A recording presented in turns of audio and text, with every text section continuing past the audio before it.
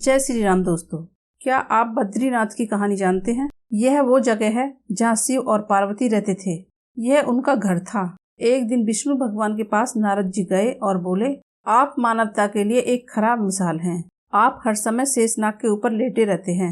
आपकी पत्नी लक्ष्मी हमेशा आपकी सेवा में लगी रहती है। इस ग्रह के अन्य प्राणियों के लिए आप अच्छी मिसाल नहीं बन पा रहे हैं। आपको सृष्टि के सभी जीवों के लिए कुछ अर्थपूर्ण कार्य करने चाहिए।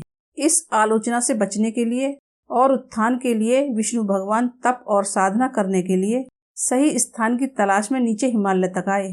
वहां उन्हें मिला बद्रीनाथ, एक अच्छा सा छोटा सा घर, जहां सब कुछ वैसा ही था जैसा उन्होंने सोचा था।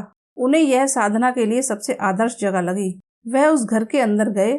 घुसते ही उन्हें पता चल गया, यह तो शिव का निवास है। विष्णु जी ने सोचा, वह तो बड़े खतरनाक हैं। अगर उन्हें गुस्सा आ गया तो वह मेरा ही नहीं, खुद का भी गला काट सकते हैं। इसलिए विष्णु जी ने खुद को एक छोटे से बच्चे के रूप में बदल लिया और घर के सामने बैठ गए। उस वक्त शिव और पार्वती बाहर गए थे। जब वे घर वापस लौटे तो उन्होंने देखा कि एक छोटा सा बच्चा उनके घर के बाहर बैठकर जोर जोर से रो रहा है। पार्वती जी को दया आ गई। उन्होंने बच्चे को उठाने की कोशिश की। शिव जी ने पार्वती जी को रोकते हुए कहा, इस बच्चे को मत छूना। पार्वती जी ने कहा, आप कितने क्रूर हो, कैसी नासमझी की बात कर रहे हो। मैं तो इस बच्चे को उठाने जा रही हूँ। देखिए तो कैसे रो रहा है। शिव जी बोले, जो तुम देख रही हो उस पर भरोसा मत करो। मैं बोल रहा हूँ ना, इस बच्चे को मत उठाओ। बच्चे के लिए पार्वती जी की ममता जाग गई। उन्होंने शिव जी की बातों को नहीं माना। उन्होंने कहा, आप कुछ भी कहें, मुझे कोई फर्क नहीं पड़ता। मेरे अंदर की माँ बच्चे को इस तरह रोते नहीं देख सकती। मैं तो इस बच्चे को जरूर उठाऊंगी। और यह कहकर उन्होंने बच्चे को गोद में उठा लिया। बच्चा पार्वती जी की गोद में आराम से था और शिव जी की तरफ खुश होकर देख रहा था। शिव जी इसका नतीजा जानते थे, लेकिन करें तो क्या करें। इसलिए उन्होंने कहा, ठीक है, चलो देखते हैं क्या होता है। पार्वती जी ने बच्चे को खाना खिलाया और बच्चे को सुलाने के बाद शिव जी के साथ गर्म पानी में स्नान के लिए बाहर चली गई। वहाँ पर गर्म पानी के कुंड हैं। उसी कुंड में स्नान करने के लिए शिव जी और पार्वती जी चले गए।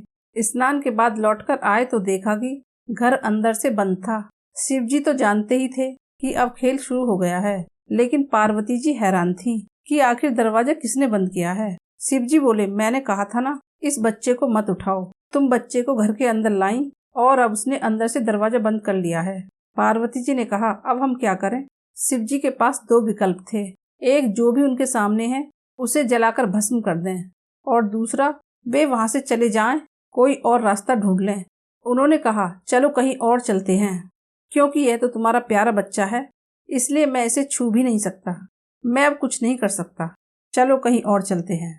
विष्णु जी ने इस तरह शिवजी और पार्वती जी को उनके ही घर बद्रीनाथ से बाहर निकाल दिया। वे दूसरी जगह तलाश करने के लिए पैदल ही निकल पड़े। आखिर में शिवजी और पार्वती जी केदारनाथ में बस गए। बद्रीनाथ और केदारनाथ के बीच एक चोटी से दूसरी चोटी के बीच की दूरी सिर्फ 10 किलोमीटर है। तो दोस्तों, यह थी बद्रीनाथ की कहानी। अगर आपको मेरी वीडियो अच्छी लगी है तो लाइक करें और चैनल को सब्सक्राइब करें। और अगर आप जानना चाहते हैं कि महाभारत के युद्ध के बाद अर्जुन के रथ का क्या हुआ, तो इस वीडियो पर क्लिक करें।